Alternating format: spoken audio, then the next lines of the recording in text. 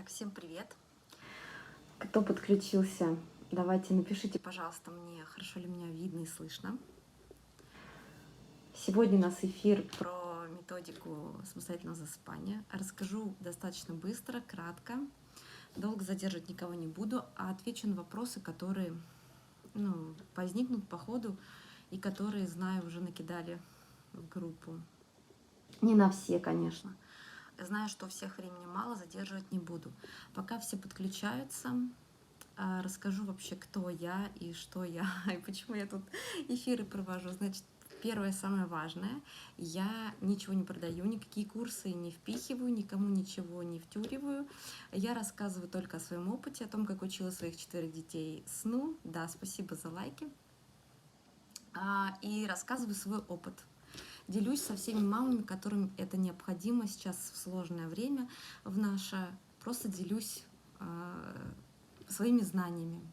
Поэтому, пожалуйста, воспринимайте это не как я тут такой эксперт, а просто я обычная мама, я проходила курсы, изучала много литературы, есть некоторые свои наработки, с ними, ими я с вами и делюсь. Итак, сразу скажу, Настя спрашивала про то, что сообщения там по вопросам не видно в беседе. Если это зависит от меня, от моих настроек, я все сделаю, чтобы было видно новым, кто подключается, чтобы были видны прошлые сообщения. В ВК ничего не понимаю, просто вот пришлось сюда переехать. Поэтому, если от меня зависит, я все сделаю, чтобы было видно. Пока вот так вот посмотрю. Так, значит, давайте начнем с самого важного. Методика, почему я так всегда тянусь с ней и почему я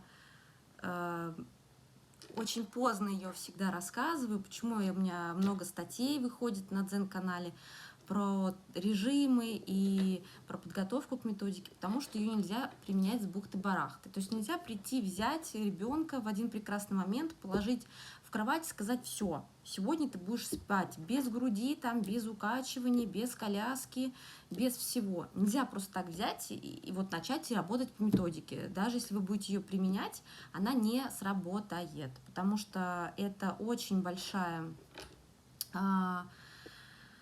так скажем, процедура вообще, это большой комплекс мероприятий. Основой является режим, дальше условия засыпания обязательно. Это и температура воздуха, это и питание, это и подготовка ко сну в плане спокойного бодрствования. Кстати, это про мостик был, да, вопрос. Это спокойное бодрствование, то есть за 30 минут до ночного сна и за 15 минут до дневного сна мы делаем спокойное бодрствование. То есть мы читаем там книжки, не в спокойные игры играем, не бегаем, не веселимся, не орем, громкую музыку не включаем, свет приглушаем.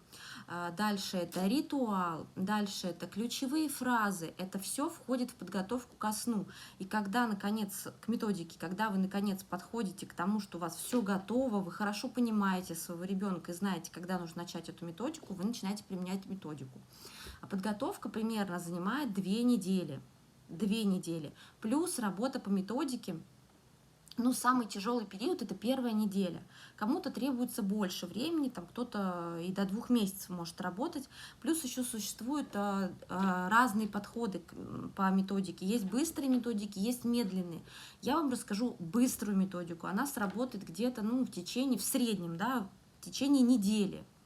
То есть вы получите результат уже там через 7 дней примерно, но заметные результаты уже будут на второе укладывание, на 4-е укладывание, уже вы увидите результаты. После 7 дней работы уже прям будет все хорошо. Кому-то чуть больше понадобится времени, понятное дело. Поэтому есть еще другие методики, которые рассчитаны на месяцы работы, то есть 2-3 месяца работы. Если у вас есть силы столько времени ждать и работать, ради бога, я вам расскажу ее только в следующем эфире. Если хотите результат быстро, то вот сейчас буквально 4 блока.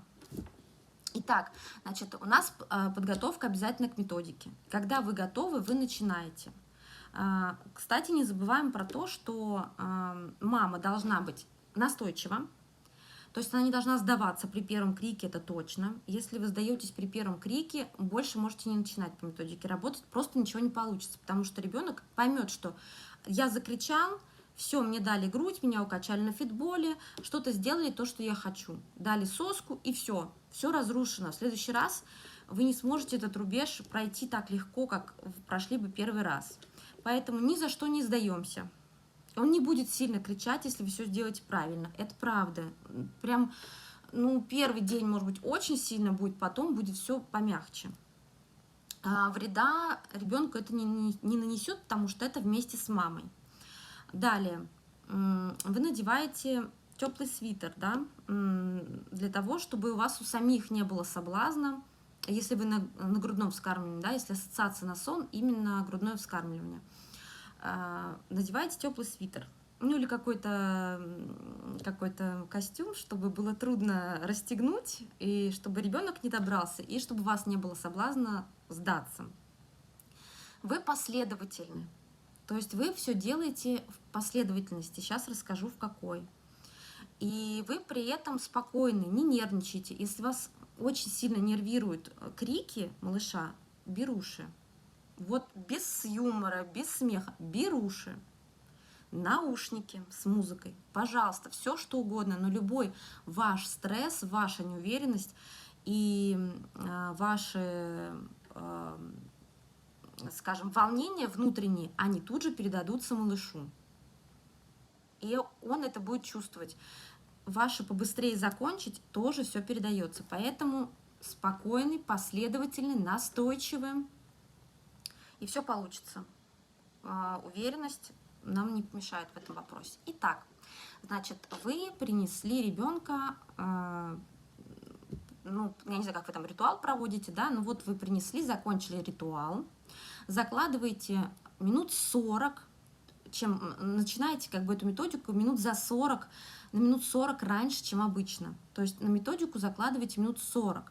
Вы не управитесь за 40 минут первый раз, это точно, это займет часа 2, примерно, да, 1,5-2 часа. Но вы все равно начинаете раньше. То есть если вы укладываетесь в 21:00, то вы начинаете в 20:20. Не важно, что он немножко еще не догулял, он догуляет в процессе. Вы кладете его в сонную позу. Это та поза, в которой ребенок обычно спит. То есть на боку, мои дети спят на животе. Кладете с фразой: «Все хорошо, мама рядом, сейчас ты будешь спать». Либо ты, либо по имени ребенка называете. Или там: сейчас Паша будет спать, сейчас Рома будет спать. Кладете в сонную позу. Если он не кричит, а он не будет сразу кричать, то есть вы положили, он не кричит. Никаких сосок не надо, если что. Он не кричит, он может встать, пойти играть в кровати, просто встать, прыгать, чем-то заниматься. Вы молчите, ничего не говорите, вообще разговоров по минимуму должно быть. В глаза не смотрите, потому что не вызываете его на общение, да, на диалог. Молчите, кладете в сонную позу. Он не кричит, пока он не кричит, и вы не кричите, и вы ничего не говорите, только укладываете его в сонную позу. Он встает, вы его укладываете. Он встает, вы его укладываете. Через какое-то время он начинает хныкать. Вы его кладете в сонную позу. Можете еще раз сказать фразу: «Все хорошо, мама рядом». Кладете в сонную позу. Он плачет. Вы начинаете шикать или чикать, как вам привычнее, как у вас ребенок привык к этому. То есть не так, что не надо нервничать, не надо чистить, спокойно. Или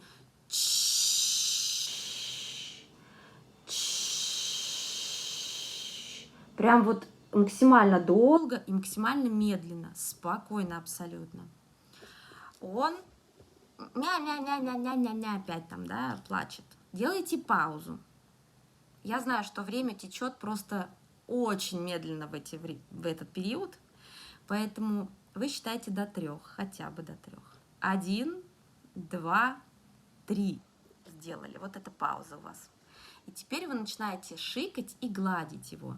Либо гладить либо там похлопывания еще бывают, или как и нравится вашему ребенку. Мои любят, когда я их глажу по спинке, то есть они лежат на животе, я их глажу по спинке. Только не бейте, пожалуйста, их по почкам. А то некоторые захлопывают или там, ну, и от нервов начинают по почкам сильно бить. Нет, просто спокойными движениями, как нравится вашему ребенку. По бедру, может быть, легкие похлопывания или поглаживание по спине. Как нравится вашему ребенку. Здесь все равно. Вы, может быть, просто положите сверху руку, как бы на спину, например, да, или на коленку, на бедро, просто как бы немножко прижмете, придавите, тоже подходит. То есть теперь после паузы вы шикаете и поглаживаете. То есть так.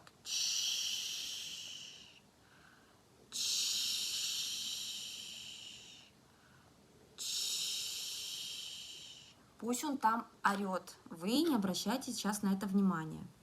Дальше он не успокаивается. Вы делаете паузу. 1, 2, 3. Шикать долго не надо.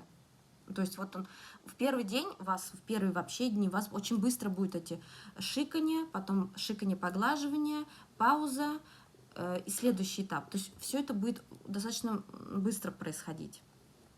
Не надо прям 30 минут шикать, да, 30 минут, 30 секунд даже достаточно. Переходите к следующему этапу. Для чего мы делаем паузу? Кстати, вопрос. Для того, чтобы позволить ребенку самому успокоиться. В первый день, конечно, это не будет работать, но попозже вы... Об этом рассказываю. Потому что ночные кормления – это ассоциации на сон. Как отучить от ночных кормлений? Обучать по методике. Ну, то есть ночью тоже применять эту методику, по-другому никак. Это тоже ассоциации на засыпание. С ними только по методике можно работать, то есть не давать грудь. Значит, паузу делаем для того, чтобы ребенок смог сам успокоиться. Впоследствии он в эту паузу сможет успокаиваться. Третий этап у нас получается после паузы. Вы говорите: давай я тебя обниму. Или давай я тебя возьму на ручки. Это значит, что вы инициатор не потому, что он плачет, вы взяли его, а у вас ведущая роль, вы взяли его на ручки, хотите взять его на ручки. Вы берете его на ручки, вот так вот на плечо, и вот так же продолжаете шикать, гладить, также спокойно, и при этом просто держите его на ручках. Не нужно, чтобы он засыпал в этой позе, ни в коем случае. Если он заснет, и вы его положите в кровать, все начнется заново, стоя на той же ноте, то есть он не успокоится. Вот он немножечко успокоился, прям даже еще не закончил плакать, просто такой уже, ну, чуть-чуть успокоился. Вы его сразу же кладете в кровать, сразу же, и начинается заново. То есть вы делаете паузу 1, 2, 3, и опять начинаете только шикать. Опять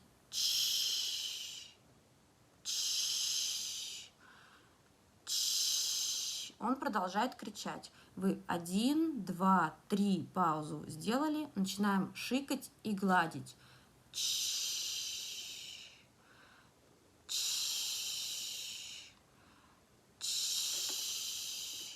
Опять пауза. 1, 2, 3. Давай я тебя обниму. Это единственная фраза, которую можно вообще произносить.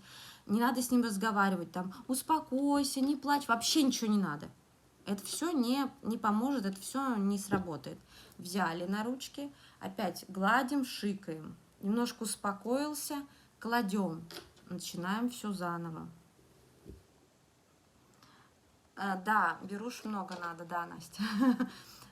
Итак, на протяжении почти 2 часов.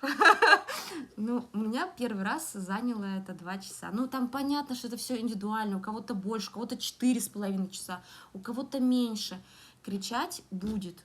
Но самое главное, наша задача — не допустить истерики. То есть, если вот он уже там вот все залился, то все, мы из этого состояния его не уложим.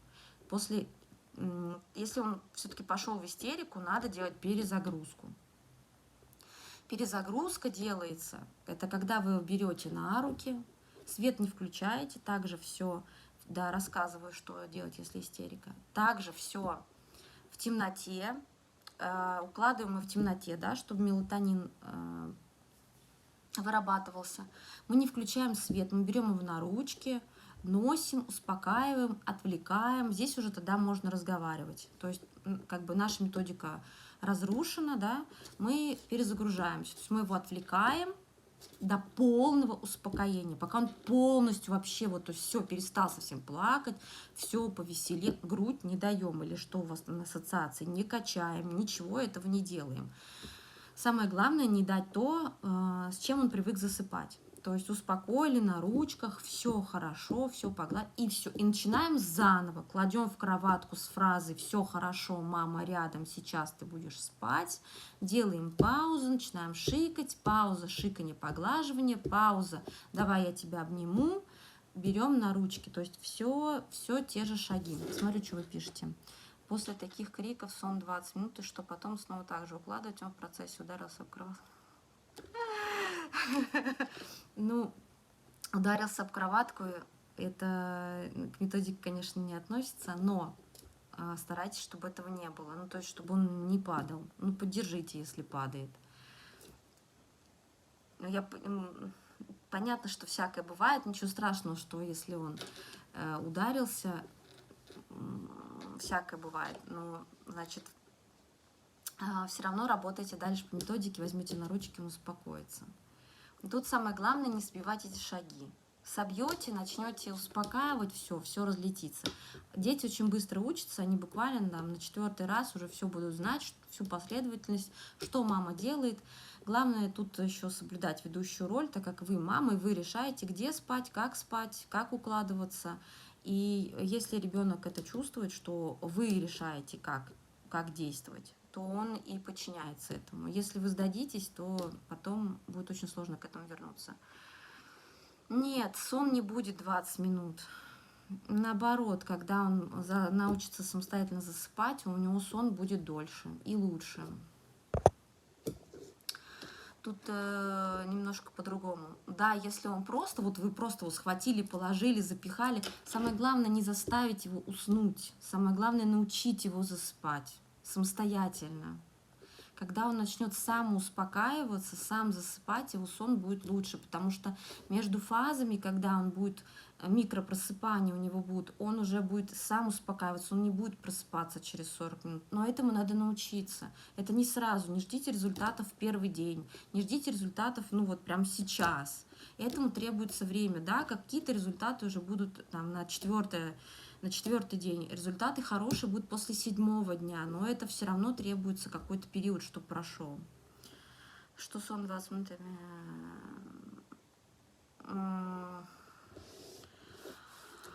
Если вы доведете до истерики, да, но ваша задача не довести до истерики. То есть быстро проходимся по этапам, берем на ручки тогда чаще. То есть только подряд все этапы, не сбивайте их. Если на ручках тоже, тогда подольше чуть-чуть на ручках. Ну, то есть не до полного засыпания, не прям вот, не до полного успокоения, ну так, чуть-чуть подольше тогда. Потом постепенно, например, после 7-го дня у вас будут вот эти ручки уходить.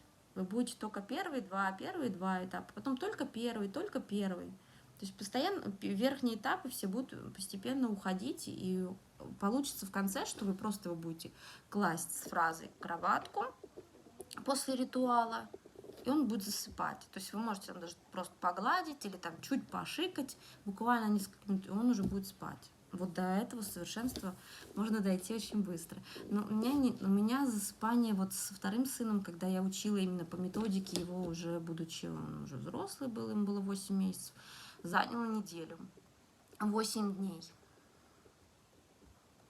Да, но тут самое главное пробовать. Если все дети разные, нельзя сказать, что вот прям вот сейчас будет вот прям с первого. Кто-то будет сильно кричать в первый раз, кто-то будет не сильно кричать, кто-то будет, ну, у кого-то результаты появятся сразу на второй день. То есть на второй день уже не так сильно кричит, и прям все нормально, уже можно без беруш. У кого-то появятся результаты только на 8-й день. Но все равно вы будете видеть, что какой-то прогресс идет. Дети быстро учатся. Тем более у нас возраст еще хороший. Если дотянем там до 1,5 лет, уже или там год с лишним, уже будет тяжелее. Сейчас Хороший возраст. Сейчас еще можно учить.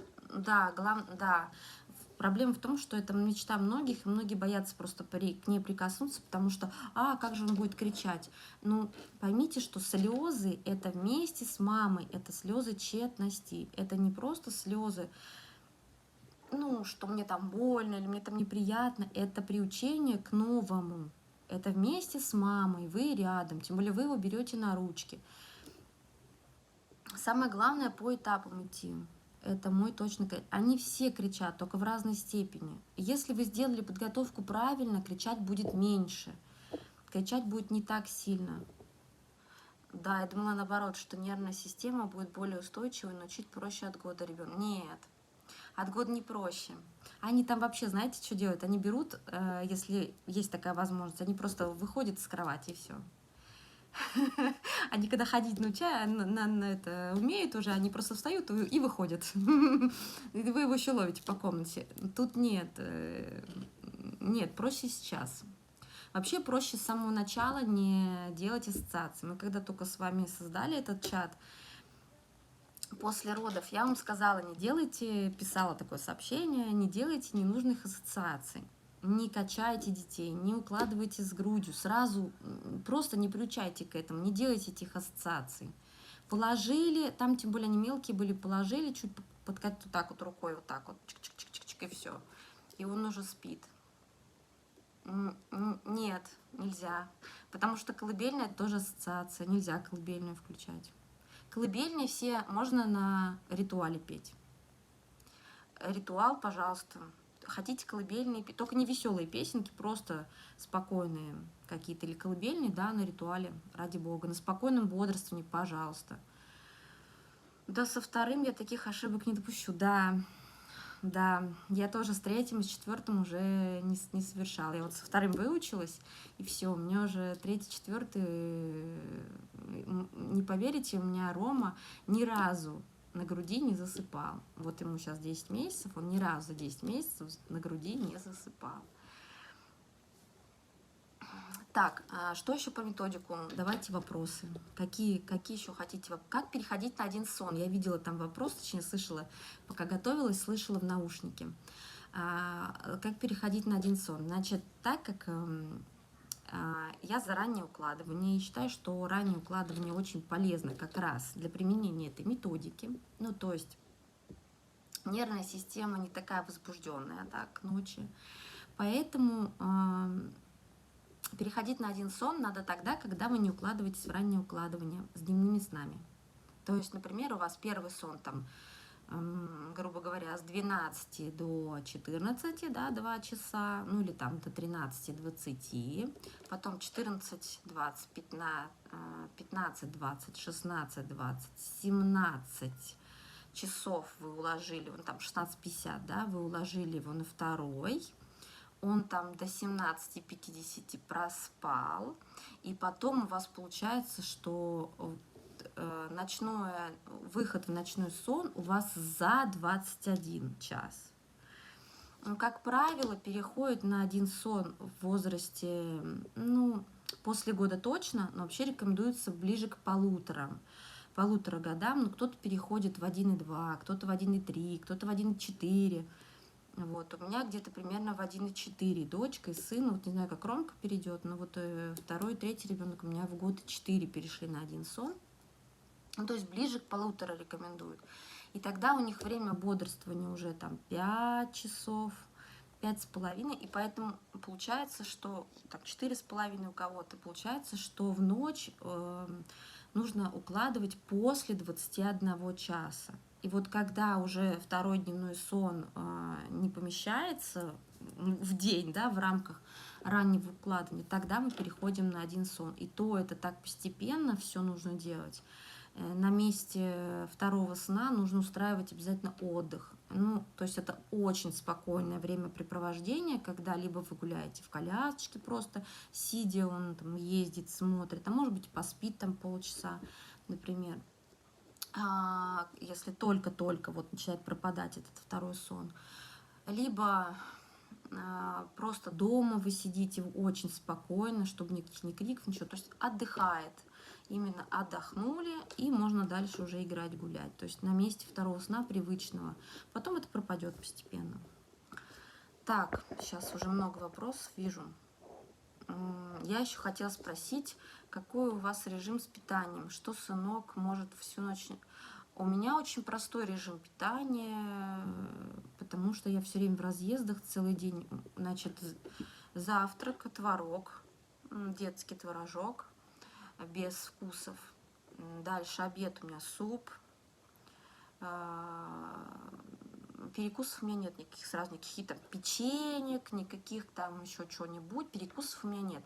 У меня есть только основные, потому что я приехала, уехала, вот я приехала, покормил, он поспал, встал, обед. Пообедали, погулял, поиграл, поспал, или там в дороге, например, поспал.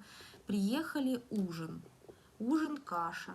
Я показывала нордик, я даю кашу, хлопья овсяные, или я делаю агушу кашу, там молочно-гречневые всякие, там 5 злаков они называются, еще что-то, ну еще такие делаю пока детские, потому что мы их бесплатно получаем, у нас их много, я еще пока их делаю. Вот. А так на молоке варю каши, да разные, кукурузную варю кашу, не нордик, какую-то другую, я уже забыла какую. Каша на молоке, ну, бывает у меня... Ну, то есть у меня кормление не прям ко сну. У нас ужин, мы все вместе ужинаем, у меня все дети вместе ужинают. Потом мы идем мыться, это может быть и час. У нас он может купаться и час. Потом вытираемся, потом я мою еще полчаса детей. Ну, то есть это где-то часа 2 проходит. То есть если вот мы приезжаем после сада, например, у нас в 7 часов ужин, ну, там плюс-минус, то там 8:30, например, может уснуть. В зависимости от того, как день сложился, ну, может быть, например, в 6 ужин, в 8 уснет. Или там 7:30 уже в кровати. Ну, как-то так. Поэтому у меня не прям ужин. Не все равно хватает нормально. На 11 часов хватает. Так, про питание ответил. У нас не получается периоды больше 1 часа с небольшим без еды.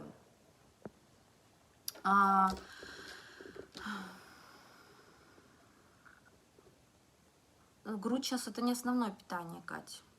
Грудь это сейчас только такая подкормка небольшая. Это если, например, в дороге нужно подкормить или так дома перекусить или успокоить или что-то еще такое просто. Пережить какой-то период, когда вроде как хочет спать, устал или скучно, но до сна еще далеко. То есть можно вот, грудью иногда сбивает этот позыв поспать. Но это не основная еда, то есть кормить нужно так, как хочет ребенок. Может быть, стоит давать пюре, например, какое-то еще в середине, в каких-то полдниках. У меня нету такой возможности, потому что во время полдника я еду за детьми в школу-сад, за другими, и у меня нет возможности как бы кормить. Все, покормила, поехали, приехали, покормила. Все, и, может быть, вам стоит давать какое-то фруктовое, может, пюре, или самой варить, или там банки открывать, или овощное, ну, чем-то, значит, дополнять. Да, переход не скоро. Да, переход на 1 сон не скоро. И сейчас не надо точно его до года. Прям вообще точно не надо даже думать об этом, что до года будет 1 сон. Еще время бодрствования не позволяет 1 сон сделать. 1 сон, я уже тоже в чате там писала, что 1 сон это тогда, когда время бодрствования, ну, примерно 5 часов. Это еще не скоро. Допустим, Макс научился так засыпать по методике. Пришли к бабушке, она уложила его с качанием. Будет ли за это будет откат? Будет. Ну, если 1 раз, например, сбили режим, ну, в принципе, ничего страшного. Но последствия могут быть и после 1 раза. Зависит все от ребенка. Откат может быть, да. И, скорее всего, будет откат. Так как у нас с вами дети все чувствительные, да, так как у нас проблемы у всех со сном, значит, дети чувствительные, соответственно, откат будет.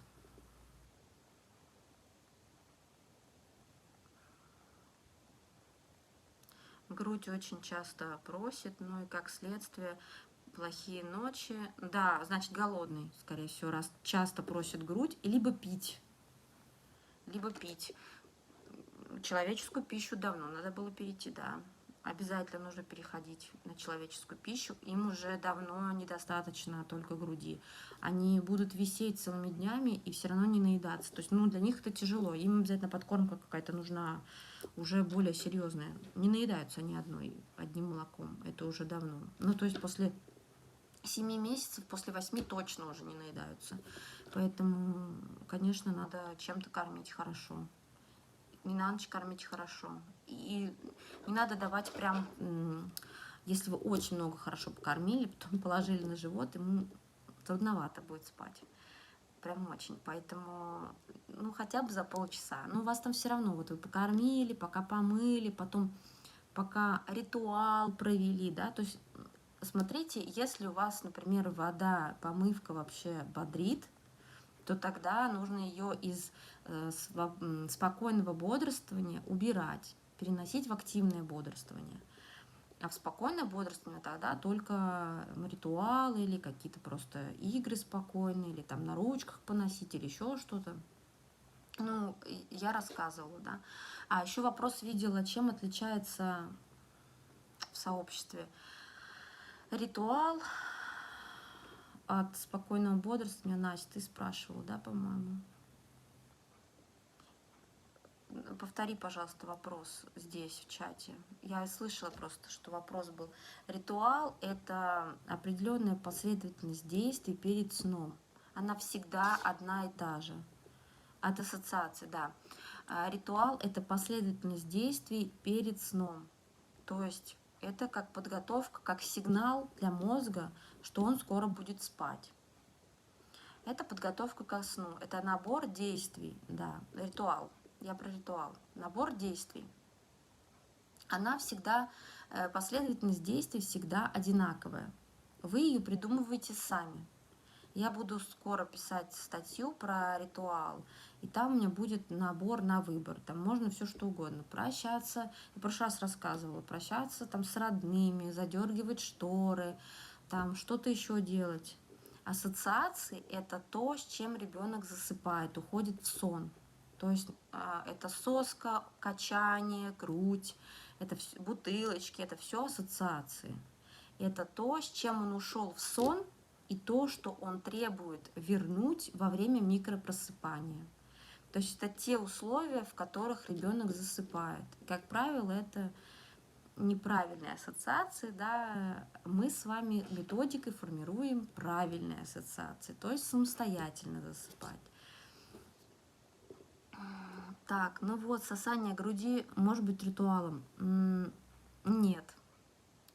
Если у вас уже ассоциация на грудь, на засыпание с грудью, то ее вообще нужно выносить, ну, в самое начало спокойного бодрствования. То есть ее вообще там в другой комнате нужно производить кормление. То есть вы начинаете, смотрите, что у вас сейчас время спокойного бодрствования, вы кормите его, например, там на кухне где-нибудь, и потом начинаете свой ритуал. Или не ритуал, а спокойное бодрствование начинаете. 30 минут спокойного бодрствования, потом ритуал и потом укладывание. То есть ассоциация на засыпание грудь – это плохая ассоциация. Из-за этого потом ночные пробуждения получаются. Поэтому мы ее убираем как можно дальше. Да, я тоже кормлю, но у меня нет такой ассоциации сейчас у ребенка. Я могу покормить вообще в кровати. То есть я могу положить, покормить, и все. И у него не будет никакой ассоциации. Потому что он засыпает сам. Так, поэтому сосание груди точно не ритуал. Ритуал все что угодно, это набор действий. То есть это там подготовка ко сну, там выбор для взрослых, там постарше кто, выбор пижамки, например, там, что там еще бывает, укладывание игрушек, да, спать. Это вот, пожалуйста, ритуал. Если ночью мало спал, надо ли давать отсыпаться днем? К примеру, ночь 9 часов, день 4 сна общего. Ой, Юль, нет, не надо, надо сокращать ВБ. То есть встал в ночь, первый ВБ вообще может быть там 2,5 часа, может быть даже 2 часа. Ушел, поспал, поспал 2 часа, нормально, поспал, ну, если больше 2 часов спит, надо будить. Иначе он отоспится днем, следующая ночь тоже будет плохая. Лучше тогда сократить ВБ, пусть даже вернуть третий сон, например, если он помещается на 40 минут, и уйти в ночь нормально вовремя, как раннее укладывание. Но не пересыпать. То есть пусть будет там, допустим, час 20, 40 и 40, пусть даже вернется третий сон на один раз. Или там час 20, 2 сна, или 2 и час 20, ну не больше того. Не надо, чтобы день был 4 часа сна общего, потому что следующая ночь тоже будет плохой тогда. И это все такая карусель закрутится, и все. Так, интересно рассказываешь, зря курсы не впариваешь. Кать, мне честно, мне некогда вообще курсы делать. У меня прям вот... Мне даже трудно вот эти 40 минут эфира. Мы, кстати, скоро будем заканчивать. Прям тяжело, потому что вот я сейчас отвела эфир, я сейчас сорвалась, собрала ребенка, он сейчас спит, сейчас скоро проснется, и быстро сейчас поеду в сад, в школу за старшими детьми. Нет, ну, в спокойное бодрствование покормить и потом начать укладывание. Да, в спокойное бодрствование покормить, потом начать ритуал. Спокойное бодрствование закончить и потом начать ритуал. А потом только укладывание. Ритуал не входит в укладывание, ритуал отдельно, потому что на ритуале мы сначала ходим там, по всей квартире, со всеми прощаемся, игрушки укладываем, а потом уже приходим в спальню.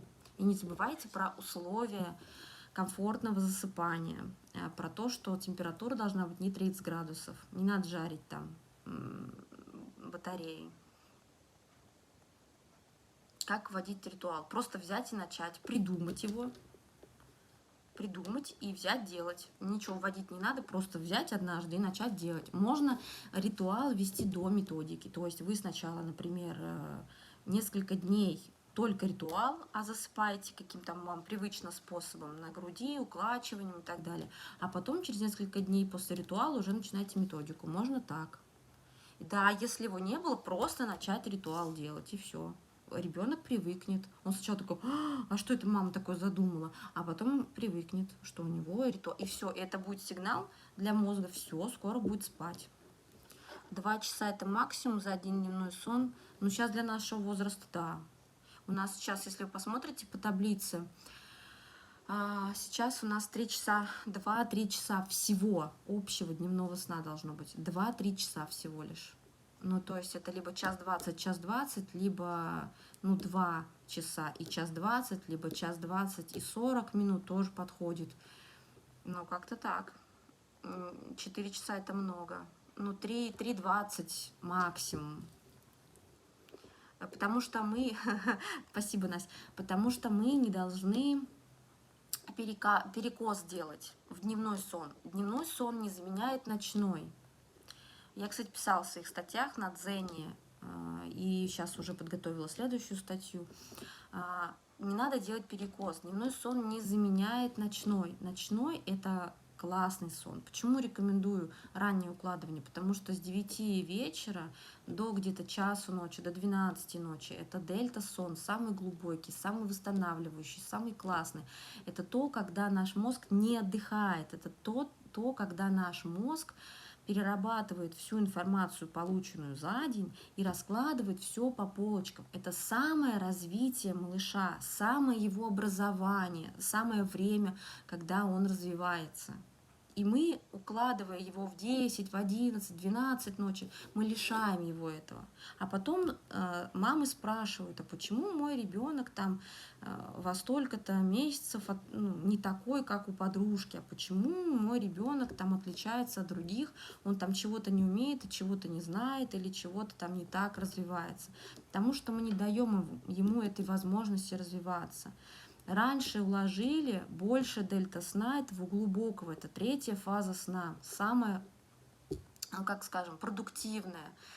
Чем больше вы захватили, тем лучше как бы все это отработалось, переработалось, организм отдохнул, несмотря на то, что мозг работает, организм сам по себе отдыхает. И все это лучше, чем если мы поспим днем. Ну и сам ночной сон, как бы, да, он более полноценный. даже если ну, сравнивать с дневным сном, весь остальной сон ночной после 12 ночи, он более полноценный. Дневной сон его не заменит. Дневной сон более легкий, более поверхностный. И сколько бы мы ни спали днем, так классно, как ночью, мы не отдохнем. Ну, мы дети, да. Так, все. Давайте будем заканчивать. Вопросы, которые накидали, я отвечу. Группу, там посмотрю, что можно сделать, чтобы видели предыдущие сообщения. Кидайте вопросы, все, что смогу, все отвечу. Что не смогу, значит, выберу на эфир и еще раз сделаю прям ответы на вопросы. Меня просто все спрашивают про методику, я рассказываю поэтому про методику. Будут вопросы по методике, спрашивайте. Всем пока, всем большое спасибо, что вы пришли. Классно, что вы со мной и меня поддерживаете. Тоже здорово все. Так что большое вам спасибо. Приходите еще, поболтаем. Всем пока.